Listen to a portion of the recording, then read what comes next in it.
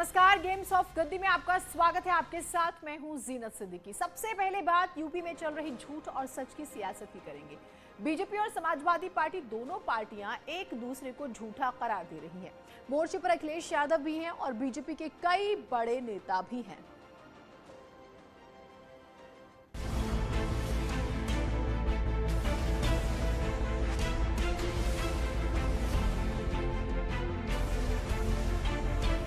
ये झूठ दमदार बोलते हैं, झूठ दमदार।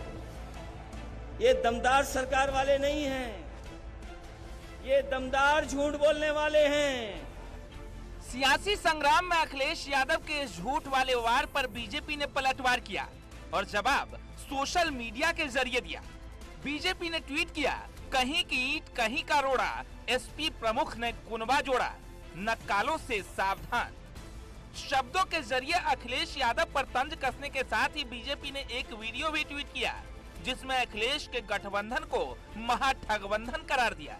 नेता गिरा रे वोटों के बीच बाजार में, नेता गिरा रे। बीजेपी के इसी वीडियो पर सियासत गर्म है।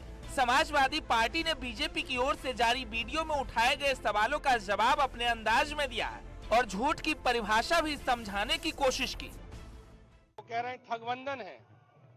इस गठबंधन में बहुत सारे वो लोग हैं जिनके पैर भारतीय जनता पार्टी वाले पड़े, वोट लिया और उनको चुनाव सरकार बनाने के बाद ठगने का काम किया और एक बार ठग के अब दोबारा भी उन्हीं के घर के रात में 1-1 बजे चक्कर लगा रहे हैं। तो ये निर्लज्ज लोग हैं। ये उन लोगों का गठबंधन है जो इस समाज के पीड़ित शोषित वर्ग की भावनाएं, आकांक्षाएं, समस्याएं समझते हैं और भारतीय जनता पार्टी की सरकार को उखाड़ फेंककर पीड़ित शोषित समाज की सरकार बनाने के लिए इकट्ठे हुए हैं। वार पलटवार के इस दौर से साफ है कि उत्तर प्रदेश में अब झूठ और सच के सहारे सियासी संग्राम आगे भी चलता रहेगा। फिलहाल रैलियों के जरिए राजनीति चल रही है। अखिलेश यादव विजय रथ यात्रा के जरिए बुंदेलखंड से बदलाव के भरोसे बेहतर भविष्य की उम्मीद कर रहे हैं। बुंदेलखंड की जनता इस बार बदलाव चाहती है। भारतीय जनता पार्टी ने वादों के जुमले दिए। यहाँ पर बुंदेलखंड की जनता से झूठ बोला और आते आते डबल इंजन की सरकार बुंदेलखंड में फेल हो गई है। बुंदेलखंड की जनता एक बार इन्हें समर्थन दिया, इस बार इनके हाथ खाली जाएंगे। इनको समर्थन नहीं मिलने जा रहा है। पूरी तरीके से भारतीय जनता पार्टी का इस बार सफाया होगा। अखिलेश यादव आक्रामक होकर सरकार को घेरने में लगे हैं। बीजेपी को मिले बहुमत का हवाला देकर ही उसे घेरने की कोशिश की जा रही है। बुंदेलखंड में पूरी भाजपा है, विधायक सब उनके हैं, लोकसभा भी उनके सभी सांसद हैं। किसी को कुछ नहीं मिला। बताओ हमारे बुंदेलखंड के और बांदा के लोगों, इनके वादे जुमले निकले कि नहीं निकले?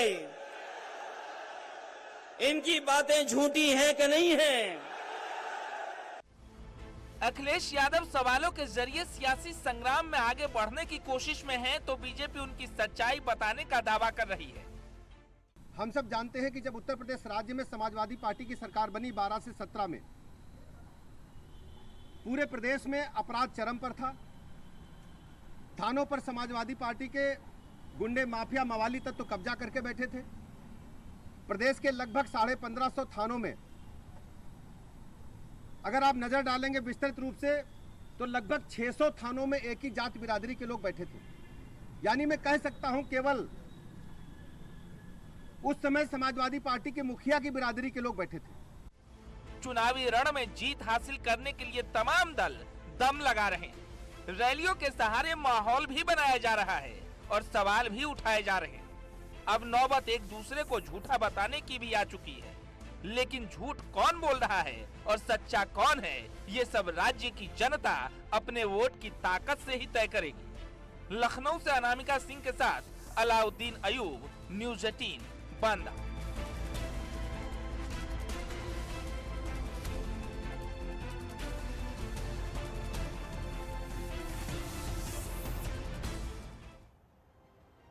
तो यूपी चुनाव में धर्म के नाम पर सियासी जंग फिर से छिड़ गई है। सीएम योगी ने राम मंदिर के बहाने विरोधियों पर निशाना साधा, जबकि केशव प्रसाद मौर्य ने अयोध्या काशी के बाद मथुरा की बारी का नारा देकर राजनीतिक गर्माहट बढ़ा दी है। केशव मौर्य के इस बयान को समाजवादी पार्टी ने ध्रुवीकरण की कोशिश का हिस्सा करार दिया है। यूपी में चुनावी समर से पहले मुद्दों की तलाश तेजी से चल रही है। तमाम दल अपने अपने तरकश से तीर निकाल रहे हैं और अपनी तैयारियों को अमली जामा पहना रहे हैं। बीजेपी भी कसरत में कोई कसर नहीं छोड़ रही। सीएम योगी ने अयोध्या से एक बार फिर भगवान राम को लेकर सवाल उठाने वालों और शक करने वालों पर तीखा हमला बोला।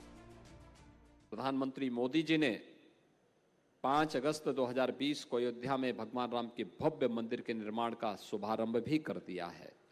अब तो किसी को संदेह है ही नहीं, अयोध्या कि अयोध्या में राम मंदिर बनेगा कि नहीं बनेगा। मुझे लगता है जिसको स्वयं पे संदेह होगा वही अयोध्या में राम मंदिर निर्माण में भी संदेह करेगा। शेष संदेह की कोई गुंजाइश अब नहीं बची है। सीएम योगी ने नाम लिए बिना विरोधियों पर निशाना साधा और साफ किया कि महाभारत समेत तमाम ग्रंथों के खिलाफ भी साजिश रची गई। एक समय अभी साजिश चली थी कि महाभारत के प्रति लोगों के मन में एक अमनस्कता का भाव पैदा करने का प्रयास हुआ था। लोगों को दिखाने का प्रयास हुआ था कि महाभारत जैसे ग्रंथ को लोग अपने घरों में न रखें। आखिर उसी महाभारत महाग्रंथ का ही एक छोटा सा भाग श्रीमद् भगवत गीता है, जिसको इस देश ने अपना राष्ट्रीय ग्रंथ माना। आप न्यायालय में जाएंगे तो श्रीमद् भगवत गीता को साक्षी मान करके ही वहां शपथ ले पाते हैं। अयोध्या और भगवान राम के नाम पर सियासत पहले से होती रही है, मगर इस बार बीजेपी ने चुनाव से ठीक पहले मथुरा का मसला उठाकर विरोधियों को घेरने की कोशिश की है। केशव मौर्य ने ट्वीट किया है, अयोध्या काशी भव्य मंदिर निर्माण जारी है, मथुरा की तैयारी है। जय श्री राम, जय शिव शंभू, जय श्री राधे कृष्णा।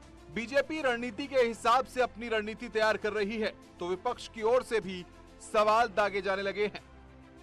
हम तो पहले कानूनी कार्रवाई करेंगे इसमें, उसके बाद में इसमें तहरीक भी चलाई जा सकती है।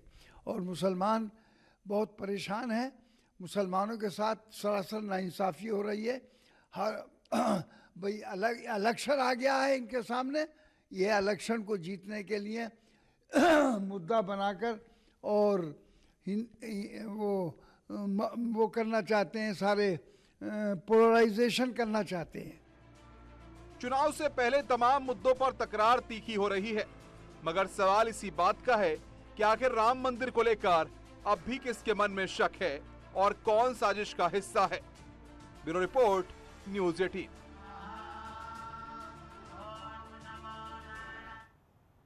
उधर राजस्थान के बेरोजगार युवक लखनऊ में कांग्रेस ऑफिस के बाहर धरने पर बैठे हैं। युवाओं के मुताबिक वो राजस्थान सरकार की शिकायत प्रियंका गांधी से करना चाहते हैं। इस मसले पर अब सियासत हावी हो चुकी है।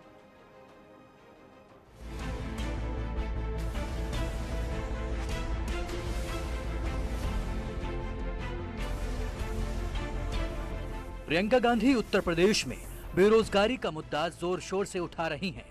लड़की हूं, लड़ सकती हूं का नारा के सहारे सियासी जमीन मजबूत करने की कोशिश में भी हैं। लेकिन कांग्रेस शासित राज्य के बेरोजगार नौजवान अपनी मांगों को लेकर लखनऊ में डेरा जमाए हुए हैं। सैकड़ों की संख्या में लखनऊ पहुंचे युवा राजस्थान सरकार की शिकायत करने और अपनी समस्या का समाधान तलाशने के लिए प्रियंका गांधी से मिलना चाहते हैं। देखो, पिछले 5 दिन से हम आमरण अनशन पे बैठे हैं और हमारी कोई नहीं सुन रहा। हम प्रियंका गांधी जी से मिलने के लिए आए थे, तो राजीव गांधी जी से हमने माला फूल चढ़ाकर हाथ जोड़ के प्रार्थना की है कि हमें प्रियंका गांधी से मुलाकात करा दो, क्योंकि राजस्थान में हमारी नहीं सुन रहे, तानाशाही वहाँ अपनाई जा रही है। हम परेशान दुखी है। 49 दिन से हमारा आंदोलन वहाँ भी जारी है, कोई नहीं सुन रहा। और 5 दिन से हमारा 4 बहनें और मेरा खुद का 5 लोगों का अनशन जारी है। कांग्रेस शासित राज्य के बेरोजगार लखनऊ में डेरा जमाने पहुंचे तो बीजेपी को हमलावर होने का मौका मिल गया। वाड्रा जी ने ऐसा चश्मा लगा रखा है जिस चश्मे से उनको उत्तर प्रदेश में तो समस्याएं दिखती हैं। उत्तर प्रदेश में बेरोजगार नौजवानों की पीड़ा दिखाई पड़ती है, लेकिन जहां राजस्थान में उनकी सरकार है, वहां के बेरोजगारों की पीड़ा उनको सुनाई नहीं पड़ रही है, आंखों से दिखाई नहीं पड़ रही है। उनके होठ सिल जाते हैं जब राजस्थान की समस्याओं पर बोलना होता है। बीजेपी सवाल उठा रही है तो बेरोजगारी और बेरोजगारों के मसले पर कांग्रेस सफाई देने में जुटी है। तो प्रियंका गांधी जी से भी पहले मुलाकात उनकी हो चुकी है, राहुल गांधी जी से भी मुलाकात हो चुकी है। और राजस्थान में अगर उनको किसी तरह की कोई परेशानी है तो वो राजस्थान की सरकार से गुहार लगाएं। प्रियंका गांधी जी उत्तर प्रदेश कांग्रेस की प्रभारी हैं, अगर उनको गुहार लगानी है अजय माकन जी वहाँ के कांग्रेस प्रभारी, उनके घर के बाहर लगाएं। तो ये तो एक राजनीतिक स्टंट है देखिए, और इसमें कहीं ना कहीं भारतीय जनता पार्टी पीछे से उनका समर्थन कर रही है। यूपी में चुनाव होने वाले हैं, लिहाजा हर कोई एक दूसरे को घेरने में लगा है।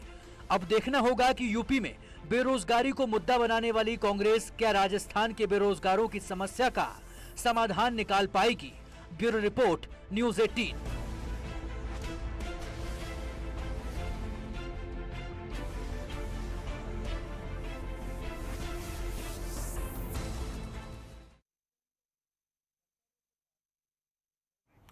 एक छोटे से ब्रेक के लिए रुक रहे हैं, कहीं मत जाइएगा।